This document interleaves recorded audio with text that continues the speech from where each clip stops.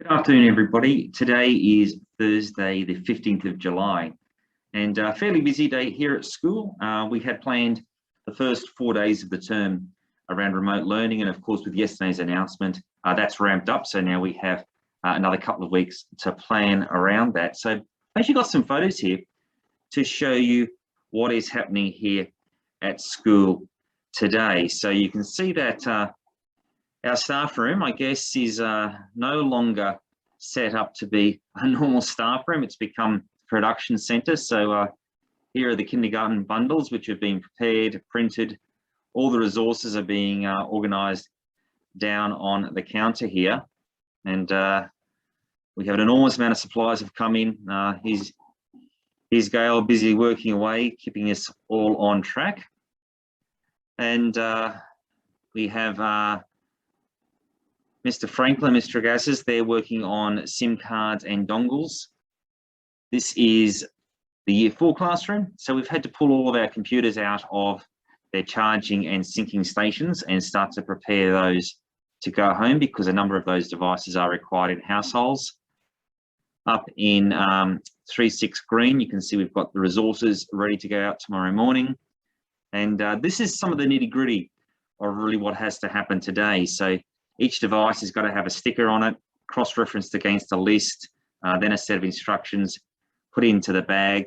So all of those things are happening at school today as we speak. That's going on in the background along with the photocopier going flat chat, as you might appreciate.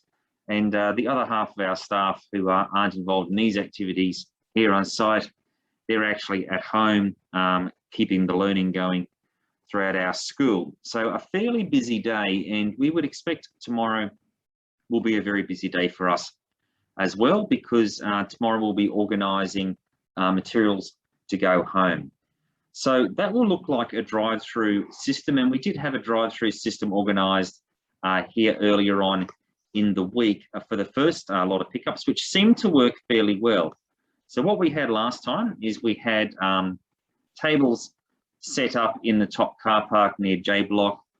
The cars drove along here and we passed over the materials, and you can see we even had a bit of a runner which is going to keep everybody going in the same way, and then passed them through the car window and off everybody went. Now tomorrow's exchange is going to be a little bit more complicated because we've been telephoning the parents of kids in years 3 through 6 to find out who may require a device and who may require some support with internet access. We have that list now. It's all populated, but what that does mean for us here is we now need to distribute those devices. So tomorrow morning from 11:30 till 1:30, we're going to open up the top car park for a drive-through system, just as we did on Tuesday. What will happen is you will drive in. If you have only a child in preschool, kinder, year 1 or year 2, there will be a right lane, just sort of the fast lane, I suppose, which you'll drive through. We'll pass the kids' work through the window for whichever grades you require. You can then do a U-turn and head back out onto Mariana Crescent and be on your way. The left lane will be the slow lane. So the reason it's slow is that's for anybody who has got a child who is in years 3, 4, 5, 6. So you might have a whole bundle of little ones as well. That's fine. You're still in the same lane. It's a one-stop shop. But as you pull into that slow lane, we will have our devices there. And to hand out the device, we need to make sure the right device goes home with the right student, because outside the department, they only work for that particular student, not for any user. We also need to make sure that it is signed out appropriately, because obviously, you know, we have to track our assets. That will be handed over to the parent. And if you have younger children, the people that are handing over those devices will be able to provide work packs for the kids who are in years preschool, kinder 1 and 2, and then you can head off as well. So we do expect for people that only have infants, it'll be a fairly fast handover. It will be slower if you have an older child.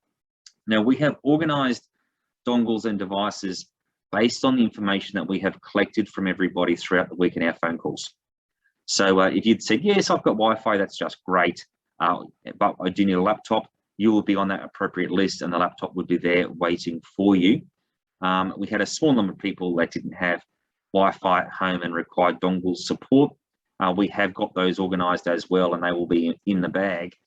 But that is quite a set-up procedure. So if you weren't on the list and you haven't spoken to somebody here at school, it's not going to be as easy as it sounds to just hand one over, because the computer will require some configuration, and that can't be done using a student sign-on.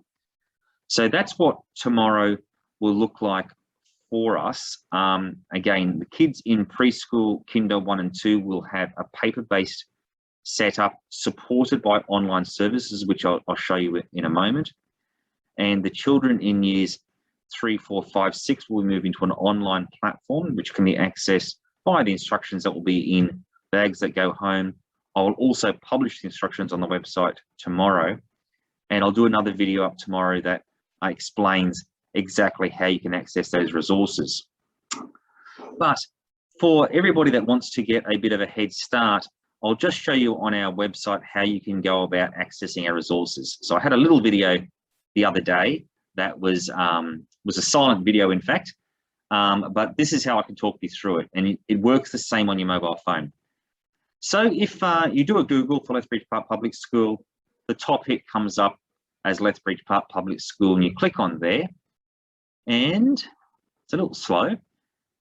You can see that we've got our main school website, and up the top we have the COVID update, which all schools' websites have at the moment. On the overall page, we have all the links to the videos that we send out. So if, for instance, you missed this particular one, you can go back here and you can catch up. So today we've got yesterday's notification of remote learning.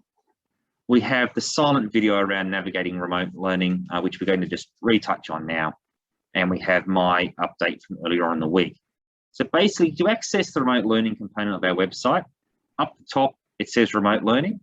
If you click on in there and then choose which particular year you are looking for. So we go through year 2, for instance. Today we have got the week 1 materials in here for year 2, but we will be publishing the week 2 materials before Monday morning. And you can see in here we've got the work pack. So you can click on that work pack and you can open it up and download it, and you could then work on it at home, print it out, etc.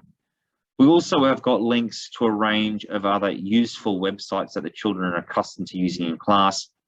And the teachers are publishing some videos that will support that learning that is happening at home, and that will continue to be populated. For the older students, this week they have a work pack which is inside these websites in exactly the same way. If I go into year 3, for instance, I'll just backtrack here for a moment.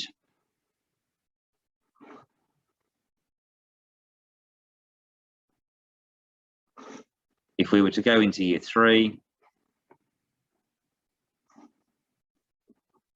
and into week 1, there are all of the links here at the moment, and there's also the work pack along with some support materials. You see Miss Gallagher has published a science lesson. However, after this week, these links will remain here, but there won't be an additional work pack. We will have a link that will explain to you how you can access the students' own learning. And so for students in years 3, 4, 5, 6, they'll be moving to a OneNote platform, and that's exactly what they've been doing at school. So the students are very familiar with it.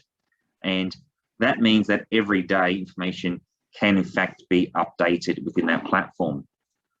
For the students in preschool, Story Park will hold a lot of information for you, and I know that you're familiar with that.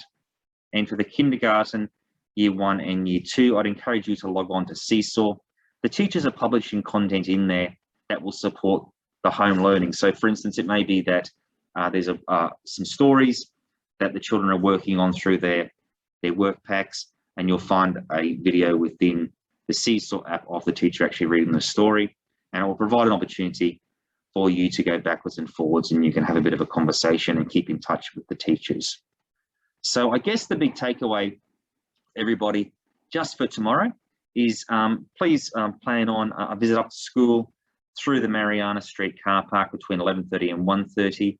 There'll be one lane for parents that only have children in preschool, kinder 1 and 2, and there'll be another lane for anyone that has got a child of any age, including a 3, 4, 5, 6 student, and that is the lane where devices will be distributed through. Of course, if you have your own devices at home, there is no need to take a school device. We can use that for some other student that may in fact need it, because all of our resources are available through any computer using those links on the website. So I do expect we'll have a short video tomorrow, which will be focusing on the years 3 through 6 students about how you can access the learning resources ahead of week 2. So from me here, enjoy the rest of your Thursday, stay safe, and we'll talk tomorrow.